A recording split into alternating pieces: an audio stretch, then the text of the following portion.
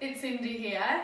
We are at a home in Silverdale and taking pictures today. We've got Stuart and Victoria's behind the camera today. We've done a role reversal, I'm taking over.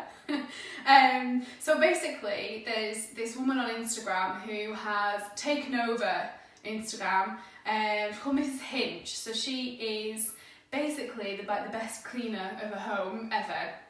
So I've taken this tip from her today and we're going to do it for our photos. So it's making your toilet roll look pretty. So all you need to do is fold over like you would in a hotel, how you'd see it look, and then turn your tap on, leave it for a second to stop running, and then